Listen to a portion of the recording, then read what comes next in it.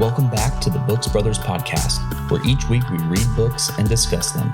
Our goal is to become better men by learning from the books we read and being challenged by the conversations we have together. We hope you also get something out of our discussions. The Books Brothers are currently reading through Scarcity Brain by Michael Easter. This is Garrett, and I will be leading our discussion today on chapters 6 through 8. These chapters cover the topics of certainty, influence, and food. Our scarcity brain craves all of these things, and for almost all of human history, these were indeed scarce. Today, with food and grocery stores on seemingly every corner, access to social media, and the internet where our influence can literally reach the whole world, and products and services that market themselves to provide certainty in our lives, our scarcity brain can feel like it's on overdrive. We dive into each chapter and discuss topics such as gamification, social status, processed foods, and more. We hope you enjoy listening as much as we enjoyed the conversation. As always, if you have any thoughts on the chapters or our discussion, we'd love to hear from you. Email us at connect@booksbrotherspodcast.com or on Instagram at booksbrotherspodcast.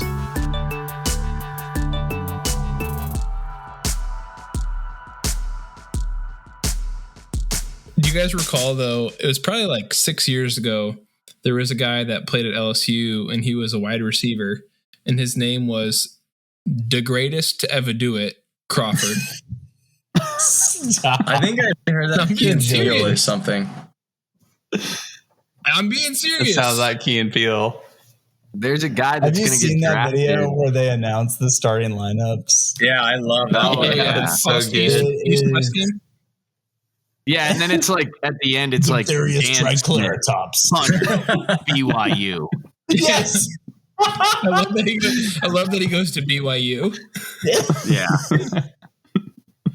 There's a dude about to get drafted in the NFL, probably first round. His name's Kool-Aid. Kool-Aid. Thanks for joining us today. Today we have all the guys with us on the call. It's fun. This is our first recording in 2024. It's fun that we have all 6 of us all on the call together. We're going to recap and discuss chapters 6 through 8, which cover the topics certainty, influence, and food. We'll dive in starting with certainty from chapter 6. And honestly, each chapter could probably be its own episode. There's a lot of content, a lot of density. Michael Easter goes very in-depth. They're really great chapters. For the sake of this episode, though, I have boiled it down to one question per chapter.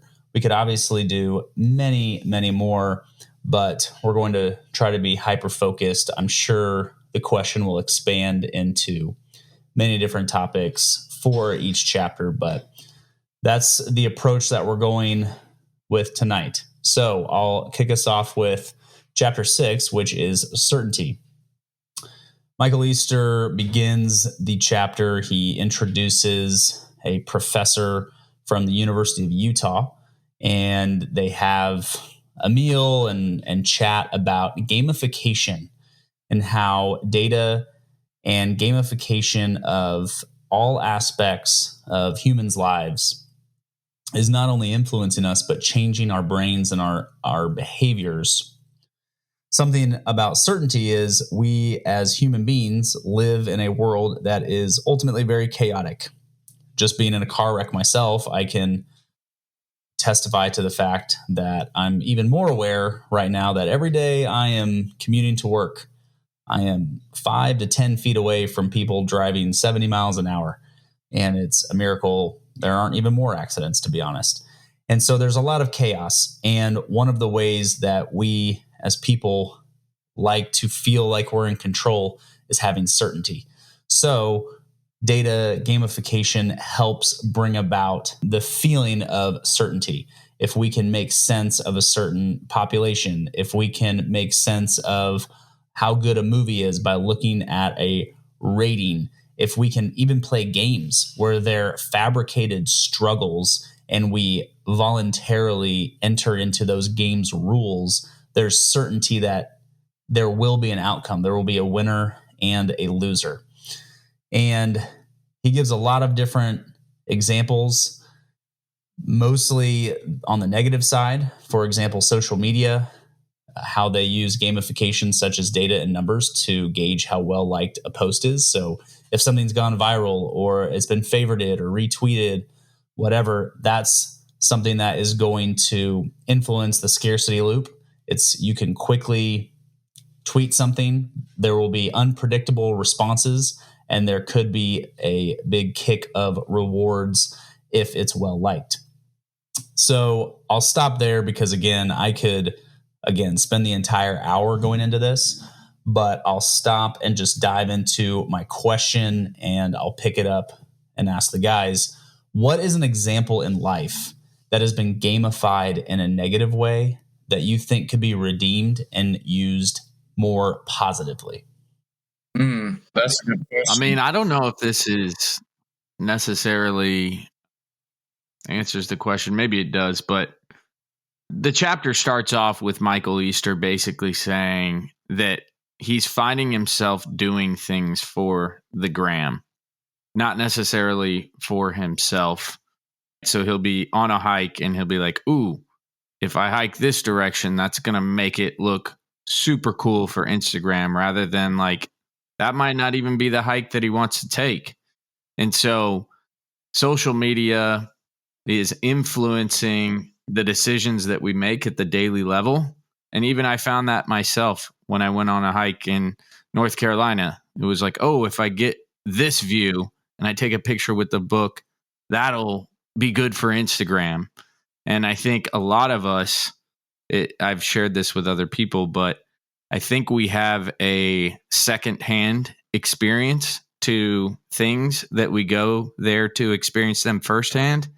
And what I mean is, when you go on a hike or you go get a meal or whatever, we don't really take things in firsthand. We take it in secondhand behind our phone. So like our first thing that we always do, or I feel like a lot of people do, is we pull out our phones and we view that scene from behind our phone, like from the camera lens, or looking at our food, we want to take a picture of it. So I feel like a negative way that we gamify things is, well, let me capture it first and then experience it, because through capturing it, I can show all of my friends or my social media people how cool this hike is, even though I'm really doing it. The root of it is that we should be doing it for ourselves. I don't know if that fully answers the question, but it's something that really stuck out to me. Just his brutal honesty of he finds himself doing a lot of things for the gram and he wants to change that. Yeah, I could see that, Rob. When you were mentioning that, the first thing I thought of is like sporting events or concerts or big moments where people are attending something for entertainment. And there are these big moments that happen, like a team is about to score a touchdown or it's the end of a game. Everyone has their phones out recording it when they're in person watching it physically. But everyone is just looking at it through their phone.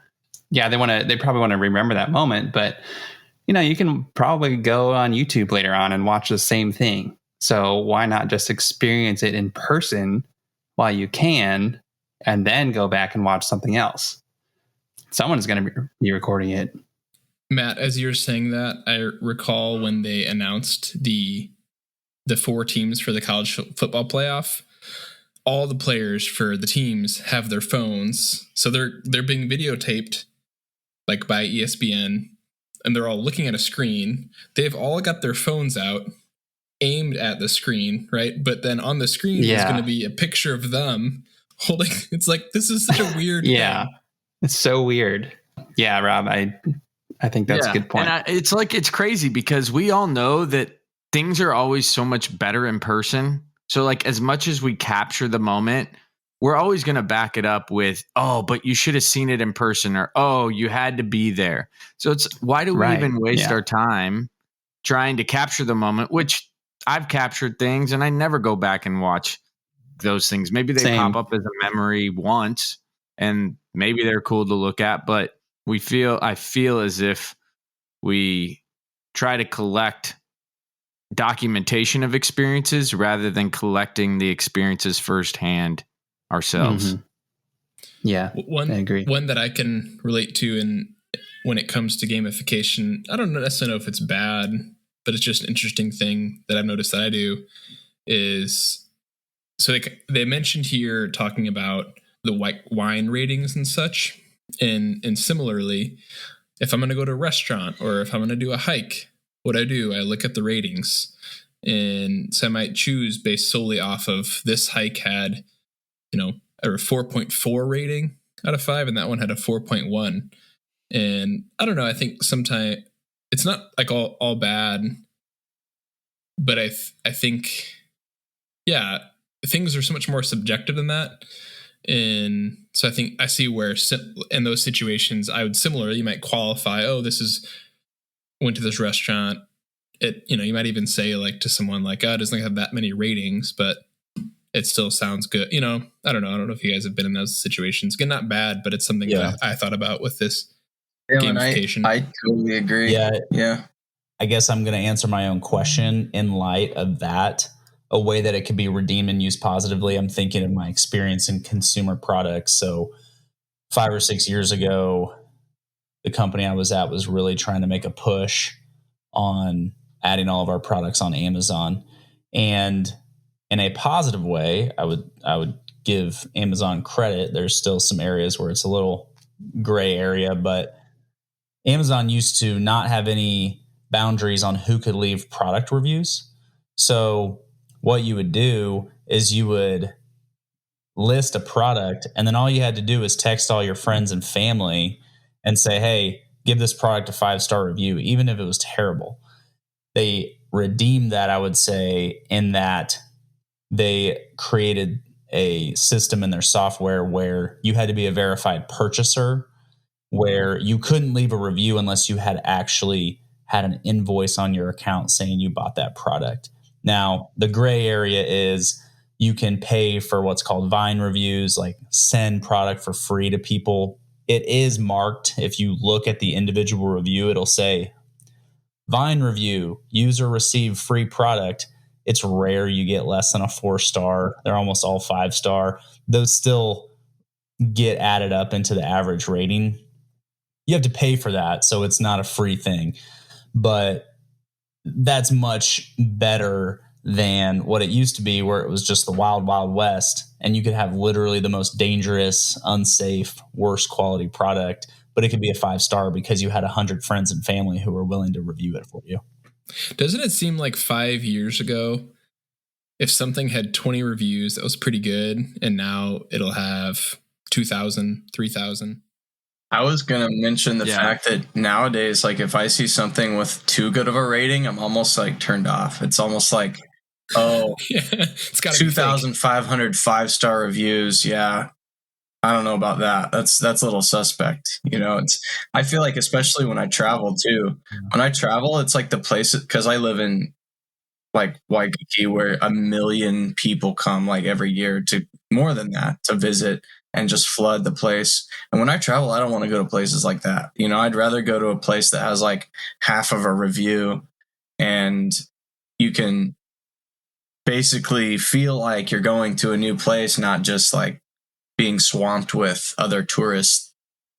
So I feel like the whole gamification of stuff has really sort of messed up our ability to go see different things, because everybody just gets like cattle called to the same experience over and over again, because we all just follow the same TripAdvisor or Yelp or Google Maps reviews or whatever. Like we don't really branch out and see different things and take a chance because of that. Yeah. One thing that's both funny but also dangerous about that in Phoenix, if you go to Yelp or TripAdvisor, what to do in Phoenix, usually Camelback is going to be a top 2 or 3 thing to do. And I know some of y'all have done the hike. It's not really an easy hike, and it's not really a hike that everyone should be doing. And yet people do it. And every week there's people that have to get rescued because they're like, oh, it was the thing to do in Phoenix, and so I did it. And yeah. So to answer the question, Garrett, one thing in my life that I've noticed is when it comes to church, So I've been on staff at my church for about 4 or 5 years, running all the tech elements of the services. So I help set up the band. I help set up all the media, the soundboard, slides, and the live stream. And I think church in general does gamify things, like counting attendance, for example. People are always just trying to get more and more people into the church doors, and we count attendance every week, every service. And then on top of that, for me, just so you guys know, after this month of January, I will not be doing that position anymore. And part of it is because of this reason. When I am there, it's like a part-time job. So I'm not there just experiencing corporate worship with everyone else. My mind is always on what's the next thing coming? Do I need to mute this microphone? Can I make the music sound really good? What's coming next in slides? Is there a video? Who do I need to talk to next to make sure that the service runs smoothly? All these different things. And if I can get through a Sunday morning where there are little to zero issues or hitches, then that's a good morning for me. But that takes away from the fact that I'm attending church, I should be experiencing the songs and really listening to the sermon, not having my mind elsewhere, just connecting with people. I'm trying to help run the service to make it smooth, which in and of itself is not a bad thing. But when it turns into me only focusing on how to make the service run smoothly, then it's bad. And it's really hard to, if you're in that position for a long time, it's really hard to get out of that. So, yeah. Well, it sounds like it's going to be good for you, though. It sounds like it's a transition you're looking forward to. Yeah, absolutely. A big reason I'm no longer doing it is just to spend more time with family and with my wife during church, and just to be able to experience the worship and connect with people better. It's good, man. I know you alluded to it, but if you want, I'd be curious. Was it hard approaching that conversation, having conversations with the pastors or staff, and stepping down or saying no or pulling back? Yes and no. Yeah. I think it's the right decision for me and my family. And going into it, I was really dreading having that conversation with the worship pastor. But when it actually happened, she was so gracious about it and so nice, and just like, yeah, whatever you need to do, I understand. She was very supportive.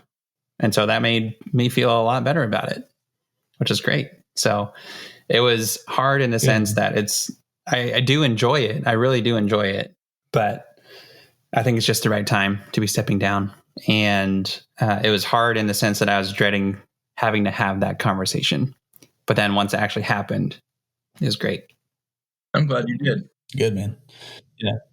I know you've served in different aspects of ministry throughout your life, whether it was in college, in the youth group.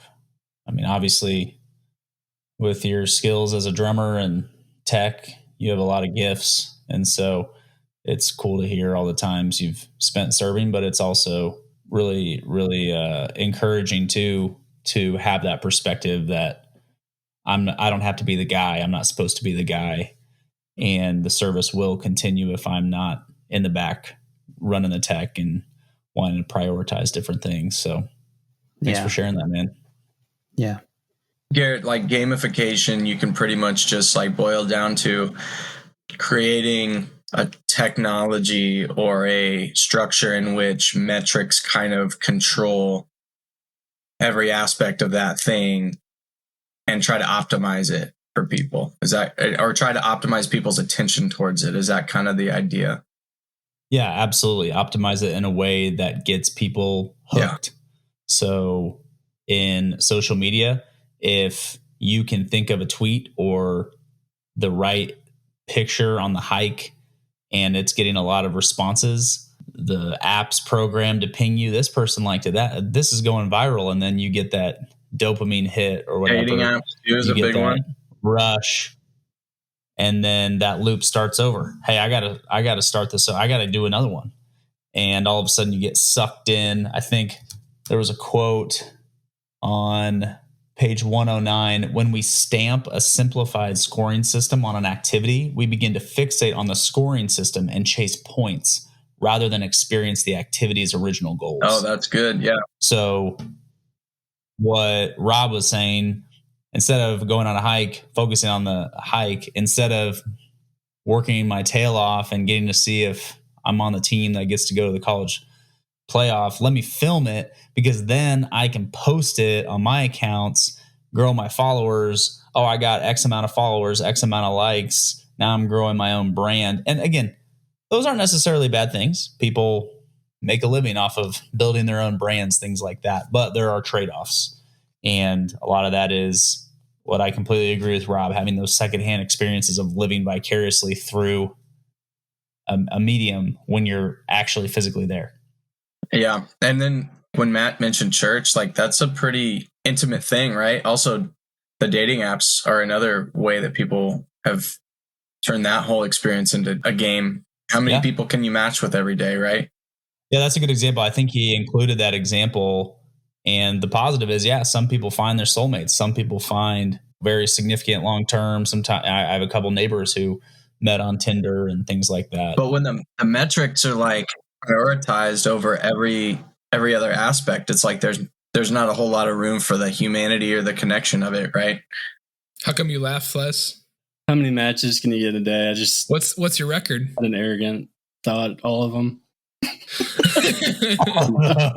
Nah, it's really. I'm just being silly.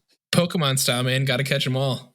Yeah, dude. No, I there's a lot of things that I can relate to what you guys are saying. So even when I go out on walks and see like a cool spot on a path, I like to take pictures of nature. But it can get tricky because it can be like, okay, I posted one on my Instagram story, and then if somebody liked it or commented on the story, then does it become the next time I go, am I taking that picture because I think it's a cool spot and I want to have that memory, or am I doing it again so that I post it again to see if I get another like or comment? So that's the tricky part. It's like, okay, I this is like a hobby.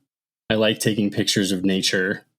I don't want my hobby to turn into this thing where I'm trying to gamify it and to get like a dopamine rush from posting it on something to get more likes, for sure. And so I feel like everything can be like that. I mean, shoot, the gym, I got stuck in that scarcity loop for a long time.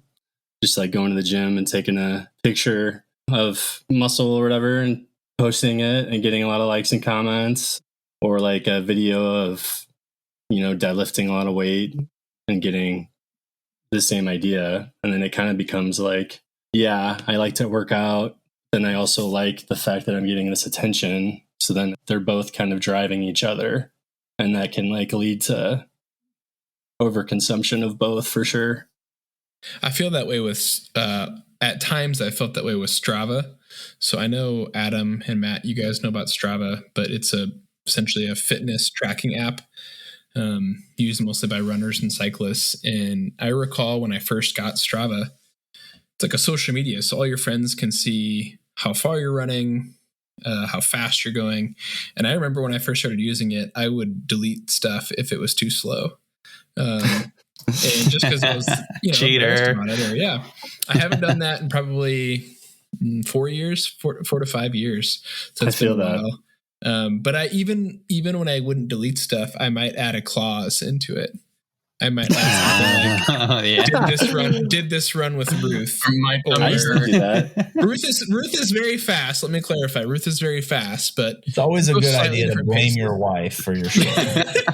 Or she's not I here. might include the temperature in the run, like this show how hot it was. And I've definitely gotten way healthier at that with Strava. But I mean, I see a lot of people who are like that with it still, where they're trying to, there's like these like king of the mountains where you can get where you're like the fastest on a segment, and you'll see someone who does a race or a run, and maybe they're out for a 5 mile run with their pace of like an 8-minute mile pace for the 5 miles. But there's a segment in it that's like 0.25 miles where they ran a 4-minute mile.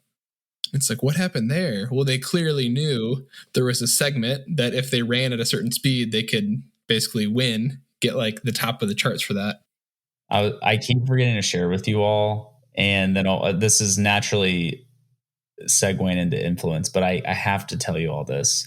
My son, my oldest son, he has every gene possible of my competitive athlete mask. I am not joking. I'm like, all right, boys, let's go brush our teeth. He's like, I got there first. We're like, it's not a race. And then we're eating. I ate more. It's like it's not a competition. I kid you not. Everything. I got dressed faster. I got my shoes on faster. Oh my gosh! Where do you think he learned that from? Similar things. Who do you think, Rob? Well, yeah, but like, are you running around like competing? So, in his defense, about that. So there are some things. So I think there are some things competing against them, and just to boost your ego. Yeah, look at me, guys. I'm better than someone finally. My own children. No, there are some things I've noticed. Where, yeah, 4-year-old child.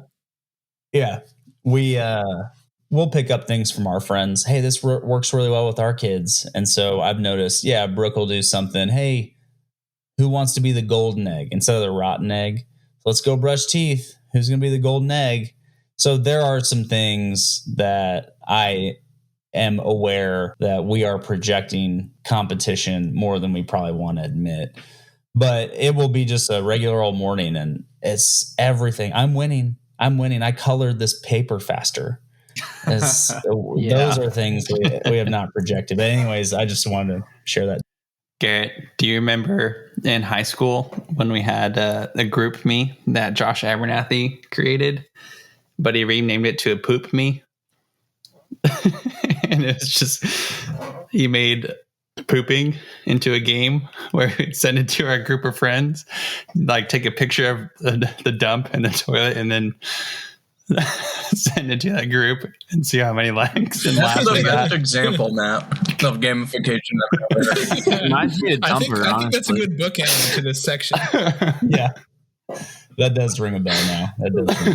Man, there was a crew retreat. It was that fall retreat. I bet Ty Butler and Gus Skibby remember this. There was, to this day, the largest. So Ruth still talks about this because Ruth saw it. She saw it too. I am convinced it was not a human poop. I think someone found it in the woods. There is no way that came out of a sphincter. Chapter 7 is influence. We've already talked about it a little bit with certainty and social media, so it's a good transition here. Michael Easter talks at the beginning, which feels like stating the obvious, that people care about status. But apparently, not too long ago, psychologists were hesitant to address and study the topic because studying the topic was essentially admitting that everyone wants status. So the people studying about status want status and what they're studying about. So for a while, this topic was not even researched much. But now it is. Easter talks a lot about how we as people crave influence. For a long time, our scope or sphere of influence was maybe 50 people, max 150. Nowadays, we can literally reach the entire world.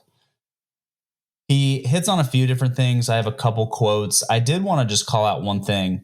I thought it was very fascinating on page 123.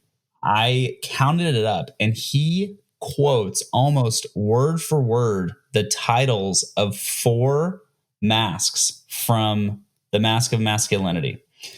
He says our drive for influence can lead to, he starts with good things, but then it can also lead to negative things. Over-competitiveness, which I call the athlete mask.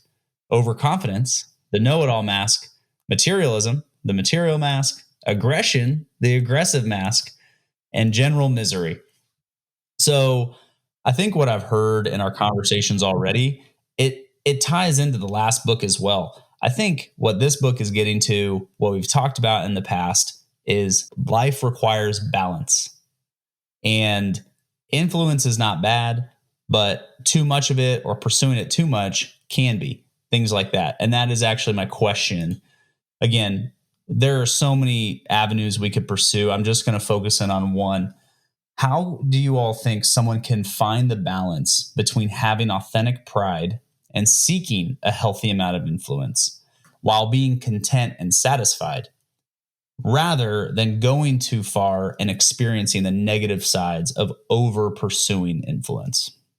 Being really damn good at being mindful, having no emotion to anything, just being able to completely detach. Find nirvana, I think is what he mentioned in the chapter. Yeah. I mean, I'm by getting rid of all attachments. Right. All emotional, aggressive, anything. Just all attachments. Just let them go. There you go. Yep. Nirvana. Boom. As you were asking that question, I really was thinking, I bet Adam has a lot of thoughts on this. Because it seems like something that you have put a lot of time and thought into.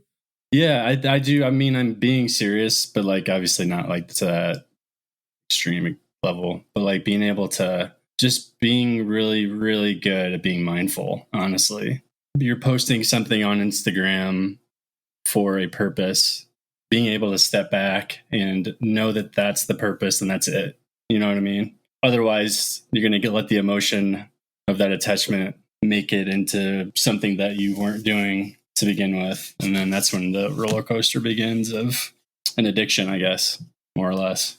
Yeah. It feels like there has to be a community component to it as well. Because if we get so stuck in our own thoughts, it seems like it's challenging to look outside of, just how we're thinking. And most people think really well of themselves. I think that's something that's natural to humans. In the fundamental attribution error he talks about in the chapter. And I think that we assume I'm doing this for a good or right reason. And so I think the more connected that you are with individuals and the more comfortable you are with getting into deeper topics, getting into deeper motivations of why did you do that? Or, I mean, I think marriage is helpful for that. I think like having close community is helpful for that.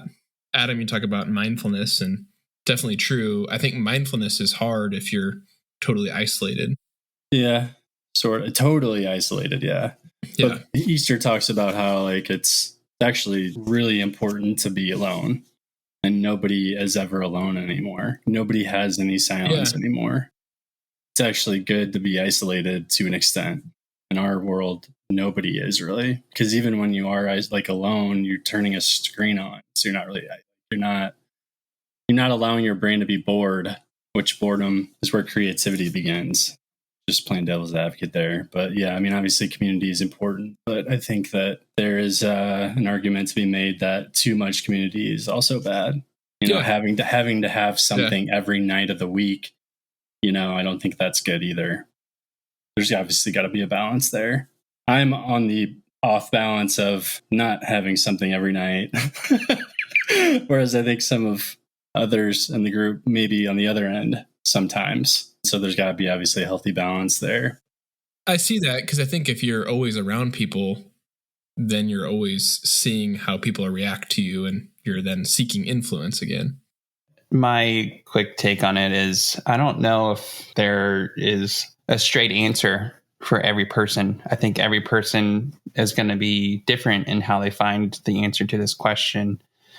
I mean, there's an entire religion, Buddhism, that is seeking nirvana, which is, in order to do that, you have to get rid of everything. I know we were joking about it earlier, but that's an entire world religion, a very popular one too.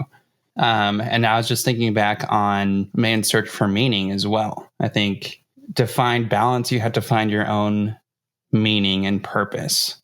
And so everything you do, is it relating back to that meaning in that moment for your life and that purpose? So Man's Search for Meaning, his statement was that the meaning of life is different for each and every person. at every different moment in your life. And you have to find what that meaning is and have purpose behind it. So again, yeah, it's going to look different for every person. Some people might find it in solitude every once in a while. Some people might find it by being with people all the time. I don't know. Well said, Matt. I think one example, one of my friends, we were just talking about how Instagram, I think we were talking about how people are going to give it up for Lent for a while just because it's distracting. You know, you can get sucked into the scarcity loop very easily. So why do we still have Instagram? What's the purpose of it? And one of our friends said they have Instagram. They don't really look at it, but they post on it, like pictures of their family or big events with friends, because they want to keep it as something to look back when they're older. It's like a photo repository to look back on and remember these moments in life with kids. So that's their reasoning for having Instagram. So that little example of having a meaning or purpose for little things like that, I think can be different for each person, but that's one way you can find balance. That's interesting. I used to do that with I said the exact same thing with some of my like powerlifting videos. This is going to be cool to look back on when I'm older. That's why I'm doing it now. Yeah, I can relate to that for sure. Because it'd be cool. If I had kids or something 10 years from now, I'll be able to go back and look at that stuff. Yeah. Same with them. It'd be cool for them to go back and look. Getting to your question, I liked how the chapter ended when he was basically talking to somebody and they spinned it back on them and said, do you want to be right or do you want to be happy? And I think that goes back to like the know-it-all mask as well, with just that being right means that you have an influence or a power potentially over somebody else versus, hey, I'm just seeking genuine, rooted respect, appreciation, happiness, contentness, being content in what I'm doing. And the previous chapter kind of talked about it. There's two different kinds of people where it's like they choose a job for the money and they're solely after the money, or they choose the job that they know is going to make them happier. And so they place a value in the work-life balance. Like I did that. I chose to leave a higher paying job so that I could have more of my life back. By the world's sense, maybe my influence degraded in a sense, but it depends on what you put your stock in, right? Because my stock was in my happiness, and that is less quantifiable to the world than am I an analyst, a senior analyst, a manager, a senior manager, a director, right? And so you get like that ladder that I feel like so many people pursue a ladder or status for status sake rather than pursuing it for the opportunity or the happiness that it can provide through leadership or through other means. Being rooted and grounded in truly being happy and recognizing that you're making decisions for yourself rather than for other people is one way that you could combat that. That's good, Rob. I wrote that same quote down that you quoted, choosing to be happy, and I'll PG it. Choosing to be happy as a way of dissolving the bull crap that causes our everyday suffering. And when bull crap dissolves, it becomes fertilizer, bringing growth. And I just wrote in there myself, I defined it as humility and being humble with the amount of influence that you have or don't have. Because some people might need to be Jeff Bezos or need to be president and have a lot more influence, but they can handle that. Others cannot, and they might still be in that position, and they might be poor leaders. But others, like what you're saying, I'm going to take maybe a lower paying job or a less influential title. I had even written down on page 121, 70% of workers said they'd prefer a better title over a raise. They believe the better title would lead others to view them in a more respectful light and give them more influence over everyone. And if I'm being vulnerable, I can relate with that comment. So my current title has the word manager in it. But for some reason in our human resources website, like internal portal, it has analyst instead of manager. And even at my desk, that irks you. Even at my desk, it has my name, like my name tag or whatever, my nameplate, and it says growth analyst. And I was like, did I just imagine my title being growth manager? And I went back to my job offer and I'm like, no, I'm not making this up. But I have forced myself to just not say anything, but also leave it, because why does it matter? Truly, why does it matter? Wow. What? That's impressive that you would restrain. That is impressive. Well, I just mean, like, no one walks by my desk and like, oh, he's a manager or he's an analyst now. But I mean, they might, but it ultimately doesn't mean anything. If I'm working hard, if I'm a reliable coworker, if I'm trustworthy and respectful, that is what matters. Actually getting work done. And I actually haven't even thought about it in a while, in a couple months. And it became more of an issue at a time when I was in a period of transition with some of my job responsibilities. And it really bothered me at first. And then I really thought to myself, why is my identity wrapped up in this job title? The athlete mask, right? Competing. And I need this to say manager so people know. It does not matter. It matters. I bet you have it as manager on your resume, though.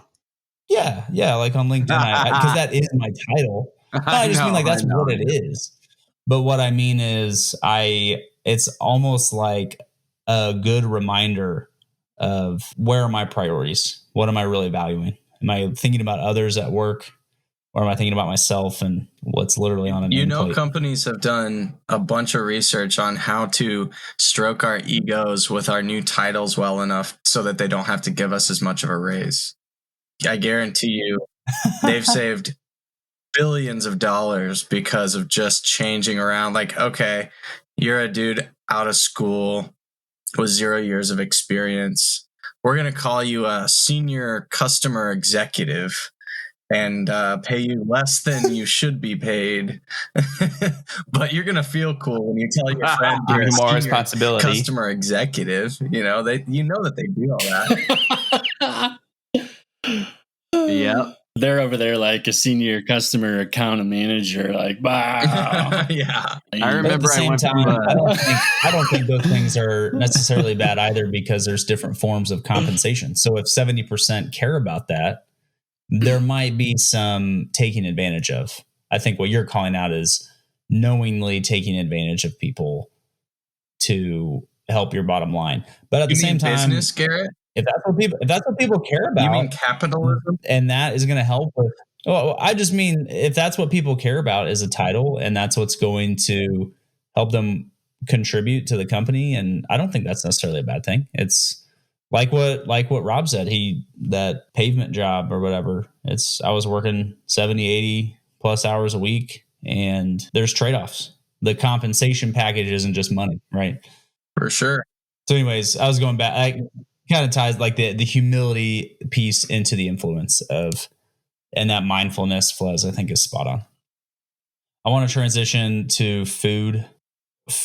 This one was probably the one I was most interested in discussing, being married to a pediatrician who, her stories of BMI and childhood obesity and just health in general, it is quite the conversation and quite the eye opener. People living vastly different experiences than me growing up, and education and access to food and food deserts, all the things. So I was very captivated by this chapter. A brief overview.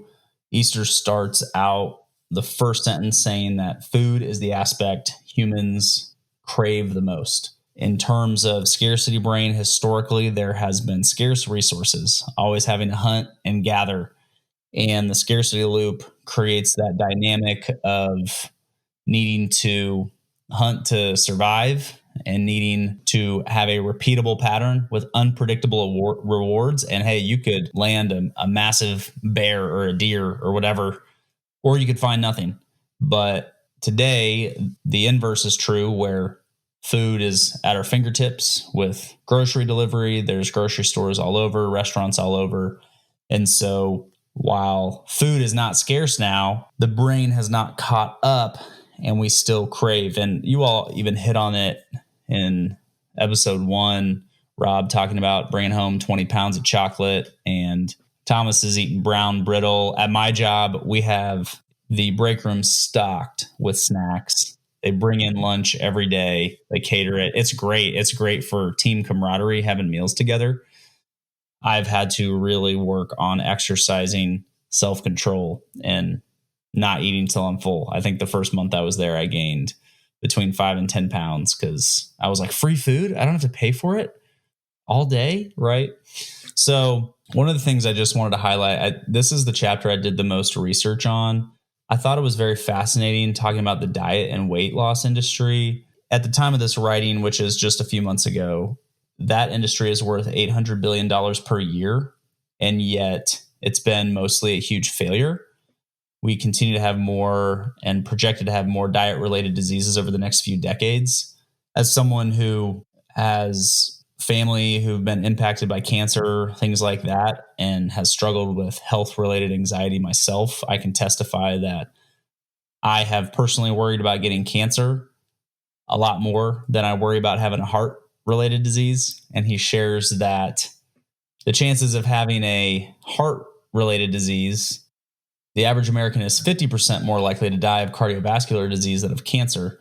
And the average American is 38 times more likely to die of cardiovascular disease than by homicide. So a lot of the things that we can worry about are actually, in comparison, much smaller concern to actually worry about in terms of what could actually affect us. So I did a quick little research, and then I'll shut up and ask my question. The main takeaway I had is focus on single ingredient foods and not processed foods. For example, 2 ounces of potatoes are 50 calories. 2 ounces of potato chips are 350 calories. I did an experiment here, and this ties in chapter 6, gamification, into food and how it affects our interest and quote unquote pun intended appetite for pursuing diets to be healthy. I use the Books Brothers Gmail account, my personal Gmail account, and my work Gmail account. So different Google Chrome windows. And I searched the same thing. What is the best food diet weight loss? So each result had 4 ads that popped up to the top. And each one had 2 of them were the same. Forbes was the only one that came up on each one. So one was Delivery Rank. That came up twice. Mayo Clinic, Noom, Weight Watchers. They all were different based on, I'm sure, data that Google has collected about my search history on each of those accounts. So for one, that's just fascinating that it's just proof in the pudding. You're not potentially getting the best information. You're getting paid advertising information based on what you view the most. That one was just fascinating. I ended up landing on US Best News Weight Loss Diets of 2024. That was posted on January 1, so 9 days ago. So the best weight loss diets, there were 16 that were filtered out of 47. So there's 47 diets on this page, 16 filtered as best weight loss. There were 3 rankings for each. So there's gamification right there. There's just a score. Like, this is just the overall score of the diet. Then there was a rank, best diet overall rank. And then it was the best specific filter you had on rank. Okay. And then I was looking real quick at processed foods, and then I'll wrap up. I had heard that processed foods has been literally engineered to make us want more of it. Specifically, my example I've heard of is Doritos. So instead of just having a myth and bashing on Doritos, I looked it up. Here are the ingredients that just contribute to the flavor of Doritos. The red powder has salt and sugar that are pleasure solutes, MSG. I don't even know what these things mean, and that's kind of the point. They're not single ingredient foods. Disodium isocyanate, disodium guanylate, garlic, Romano cheese, cheddar cheese, and then they just put more. So there's more apparently. Then there are acids, which trigger the release of saliva, which make things taste better. There's buttermilk solids, lactic, and citrus acid. And then they create high dynamic contrast. So you bite this hard substance, but then it dissolves quickly. So it's seemingly in your mouth a vanishing caloric density. So it disappears in your mouth and it tricks your brain into wanting more. And then apparently brain likes fat, especially when half of the calories of, I didn't know this, come from fat. And what do you know? Doritos, their serving portions is 140 to 150 calories. And what do you know? 70 to 80 of those calories come from fat. So right at the halfway point. There's actually a few more examples, but I think you get the drift that there are literally engineers that are using science to impact the experience eating this food and playing into that scarcity loop to keep the consumer coming back for more and more so that you buy more of that food. With that, my question, thanks for listening. With food costs, as he shared, becoming relatively cheaper to one's budget, obviously it's more expensive than it is 100 years ago. But Easter pointed out 100 years ago, 40% of your budget was given to food, and now only about 8%. So it's cut in by 20% or by 80%. So processed foods increasing all the more, and our scarcity brain naturally wired to crave more food. So those three factors all contributing to our current public health issues that we have and other countries increasingly have. What do you think is the single biggest solution to improve health, both at an individual level and at a societal level? Take the money out of it. Take the profit out of it. The gamification of food is all about money. And you've got all these big food industry lobbies that influence things like the food pyramid and nutrition guidelines for kids in schools, and what kind of ingredients can be and can't be in foods. And if you look at our legal ingredients that you can put into foods, they're banned in a bunch of places because they're cited as unsafe and not healthy. And why is the United States, as one of the most premier research countries in the world, still allowing these things to be, mass produced and kind of just shoved down everybody's throats at the lowest cost possible, right? I mean, that's all because of money, obviously. So I feel like the gamification of food has created the crisis, the health crisis and the obesity crisis for sure. And you can't really blame people totally. You can to an extent, but like I do feel bad for a lot of people who do live in spots where it's just like the only options there aren't fresh fruits, vegetables, and anything else that's healthy that is going to fit their budget, right? It's kind of like, what else are they going to eat? It's the same way with pharma. It's the exact same thing. They tend to work together. You have on one end, you have the food scientists making the food that's highly palatable and, ultra processed and fatten everybody up. And then you give them a medication that's going to help them that they have to be on for forever. But I don't know. It's it's just money, really. Yeah. I mean, you look at like Germany, like for example of what Thomas was talking about, their version of the FDA actually does what you morally would think the FDA would do. They do a good job of that kind of stuff, of like making sure things aren't in their food or supplements that are going to harm you. They're not the only country that does that, but I'm just using them as an example because I get my creatine from I make sure that the creatine that I get is manufactured in Germany because their processing on that kind of stuff is so incredible. Yeah, it's always kind of struck me as odd that, we're the best country in the world, yet we are almost deceiving ourselves. It's really weird. I don't understand it either. You would think that they would want to engineer the foods for us to perform better. A healthy, fit, able population. Yeah, right? Like a population that's not going to be all sick and out of shape, you'd think. We're getting into conspiracy territory. Yes. So we need to bring on Alex Jones. But that's not a conspiracy, though. It's like, it is a conspiracy, but it's real. But that's like, you're not saying anything that's false. Well, it's not a conspiracy in the sense that because of the system, what you were saying earlier, Thomas, capitalism, which is a net positive thing, there are trade-offs. And when you're rewarded by how much output, how much you can generate, right? Gross domestic product, whatever, fill in the blank. There is a race, there is a competition to have your food be the one that's consumed.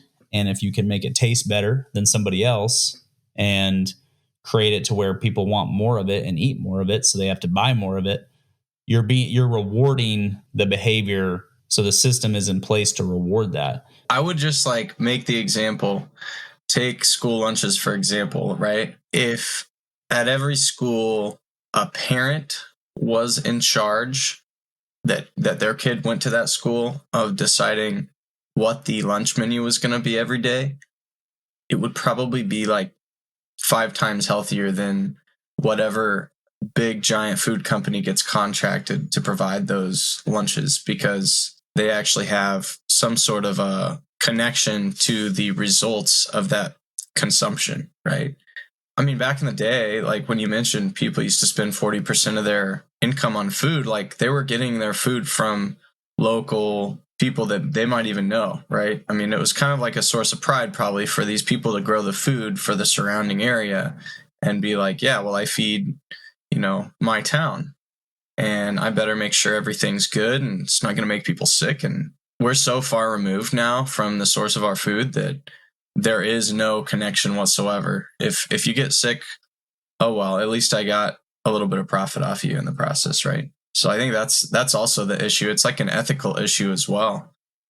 Page 161 says, once you've eaten super processed foods, you're not going to want to eat plain brown rice, broccoli, and fish. It's similar to what happens with addiction. I've noticed that myself when I'm eating healthy. No, I'm not joking. When I eat fruit, it tastes like a dessert. So something that is healthy and good for you, but it has natural sugars. I'm eating an orange, biting into a strawberry. I'm like, man, this is super sweet. This tastes like a dessert. When you're pounding chocolate chip cookies, the orange does not taste like dessert. The chocolate chip cookie tastes like dessert. Better to pound naners than chocolate chip cookies. Am I right? Pound of what? Naners. Yeah. How many bites does it take? I had some speckled brown bananas yesterday. I thought of texting you guys. But I mean, he does call that out. And I do want to say that too. Food corporations created and marketed hyper-stimulating food. But like gambling and drug use, blaming the industry entirely is just a way to offload personal responsibility, which is one thing the scarcity brain wants less of. Again, on page 161. I think that's a really good call out, as Thomas shows us, I think, about, no joke, 18 bananas. It's like Donkey Kong. Wow. Yeah. So there is also personal responsibility. But at the same time, and this is where Brooke's experience was very intriguing, she worked in a rural town in Oklahoma. And when I say rural, it was just 30 minutes west of Oklahoma City. I don't think there is a grocery store. There might be like a Walmart that has groceries in it. I know for sure it's almost exclusively fast food restaurants. I think if she would eat out, there was maybe one sushi restaurant, and everything else, truly everything else, was fast food. And so she's in that rural area because those kids, those families don't have access to drive into town to get better health care. So at the same time, they can't drive in and get groceries. They can't go to a bigger grocery store that offers more comprehensive options. So what are they left to do? It's a complex net. I agree. We can't just blame food corporations. At the same time, we can't just blame people personally as well, because some people, the environment that they're in, they can't do anything about it, or they're not educated about it. Our systems rewarding some of that bad behavior. I would need to double check. I can't remember every commodity, but I know at least with corn is subsidized by the government, and corn obviously creates corn syrup, which is used in so many foods as like a base ingredient. And so if we want to start shying away from more negative ingredient foods, let's stop subsidizing some of those foods that contribute to that. Now, I also, again, it's not that black and white. The expansion of farming 50 years ago, people were worried about a worldwide famine, and advances in technology of farming led to that not even coming close to happening. So again, I want to be grateful for that. I don't want to come off like I'm not grateful and seeing it one-sided. There's way more gray than black and white, but there's still issues. Have you guys tried like the we shop at Costco a lot, but we will try like the organic versus the inorganic, I guess, blueberries? Have you guys noticed the differences between the two? Like one's going to be... I see them on the shelves. Yeah, one's going to be like 3 times the size with zero taste. It's going to just taste like a bubble of water. And one's going to have a smaller size. It's going to be more expensive because it's organic, but it's going to actually taste like a blueberry. And what I worry a little bit is like, yes, we're feeding a lot of people and we're able to like make these advances and feed a lot more people. But the actual food that we're feeding them, even if it's healthy food, we're like watering down the nutrients so much that they cease to become that healthy anymore because they're like a different version of the fruit or vegetable or whatever that they were intended to be when we were, first eating them. And I don't know, I see that as a little problematic. Just to play devil's advocate, I don't know the answer. Do you know? Just because it might taste like a blob of water, is it less nutrient filled? I don't know. I can't say. I just would have to assume it is. Okay. because it's been genetically modified to just be the biggest blueberry you can create. And I assume that just means pump it full of water as much as you can, I don't know. It's a good question though. Okay. Yeah, I was just curious. I don't know. You mentioned Walmart earlier. Go ahead. Objectively, I was just going to say objectively, no, there's no difference. But subjectively, it's like, maybe. I don't know. It feels like there probably could be, but I don't think there is statistically. Yeah, real quick, the chapter actually hits on that. I thought that was pretty fascinating because I've actually had some thoughts of that. But he addresses, and I guess they have studied it. According to what Easter said, I didn't write it down, but I remember just reading about it, that 10 grams of fat is 10 grams of fat, whether it's from something organic, cashews, or a granola bar. But the difference with the processed foods is that it's made to be more easy to eat. So I know you texted it out, Rob, but how do you, the Chimene, is that how you say it? The Chimene tribe that he interviews, they're eating the single processed foods. So they're eating all these foods that all these 47 diets would say to not eat. But because they're not pumped full of processed ingredients, they take longer to eat them. They take longer to prepare them. They're not as tasty, so they're not motivated to just eat and eat and eat and overeat. And so it's different from a blueberry, though. But yeah, you're right. I'm just being very particular on this because this is like the industry that I kind of came from, so I don't want like I just am like picturing like someone that I used to idolize in this fitness industry listening to this and being like, "Oh, that's wrong." What are we? Well, no, correct us. Hey, you wanted to be on the last episode about gambling to throw down on how bad gambling was and how, in general, positive the guys were talking about it. So where? No, I'm serious. Like, I want disagreement. Where are we wrong? Like, what are your thoughts on it, Fles?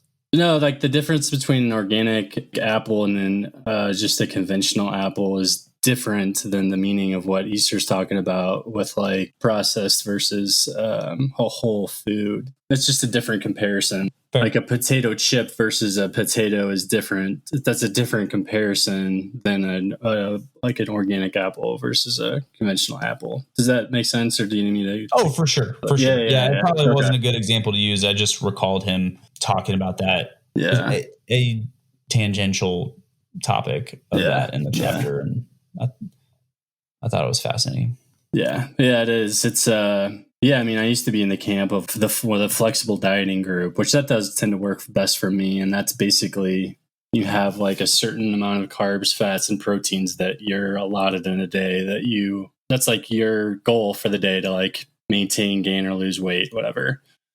Doesn't matter what you eat, you hit those numbers, you're good. I used to kind of be in that camp, but it's not really that simple because you get if you're only eating like crap all day, if you're eating like potato chips all day, you're not going to have any fiber. You're not going to have anything that's going to actually fill you. So it would be impossible to eat good macronutrients with eating crap because you're just going to be hungry. You're going to overshoot on all of them. You have to have most of your diet come from whole foods. I think I just listened to Easter and Peter Tia talk about this book on the Drive podcast and talked about it's not really realistic to have your entire diet be single ingredient foods. In our world, it's like that would be ideal to go to the grocery store and only buy single ingredient foods. But then you go to your neighbor's house, what are you going to do when they don't have that, and situations like that, where it's like the idea is it's like step back from this, look at what the positives are. Most of our diet should be single ingredient foods, like whole foods. But how do we insert quote unquote unhealthy or junk foods into that out of, enjoyment?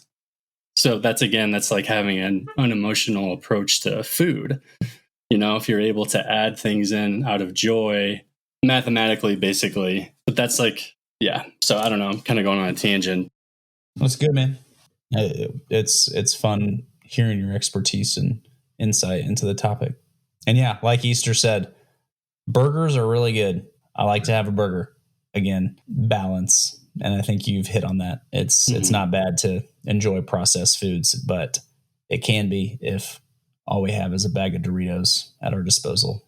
And there's a deeper issue if it's something that you can't control. It's not the food. It's a deeper thing. If it's your emotional eating, it's not the food's fault necessarily. Yeah. If there's especially like people that do it and they know it, it's like is that the food industry's fault that you're not getting at your deeply rooted issue? It's causing you to emotionally eat. It's like something that I do differently, that I'm not getting at a deeply rooted issue, or that I'm trying to fix my own issue with something in an unhealthy way. It's the same thing. Yeah. It's hard, man. Food. I have a friend that's anorexic, and it's really challenging. It's so like, it's really hard to wrap your head around some of that kind of stuff. Because it's just like, in that scenario, you're like, well, just eat. Because you don't have that. You don't struggle with that. But it's really weird. Genetically, some people are able to, I think Easter talked about this on the podcast too, and Natia. Some people, you can put like a plate of cookies in front of them. And like, there's the guy that would be me. This would be me. I would be able to look at it and have one and then have the rest of them sit there the rest of the day. Whereas other people would have to eat all of them. Yeah. It's like, why? Yeah, that's interesting. There's just an interesting, genetic component too that I don't think we really understand fully yet. Thank you for listening to this week's episode of the Books Brothers podcast. Join us next week as we discuss chapters 9 through 10 in Scarcity Brain. If you haven't yet, buy or borrow the book so you can follow along with us. See links in the show notes. Through this podcast, all of us guys have personal stories of how we have either connected or reconnected with you, the listeners. On a much deeper level, this is why we push record and what our hope is with our discussions, to develop stronger relationships that enable us to become better and healthier men. With that being said, if you have enjoyed listening or have benefited from our conversations, please subscribe and leave us a review, and share with a friend that you want to connect deeper with. Finally, we would love to hear your thoughts. You can reach us by email at connect@booksbrotherspodcast.com and Instagram @booksbrotherspodcast. Until next week, read, reflect, and connect.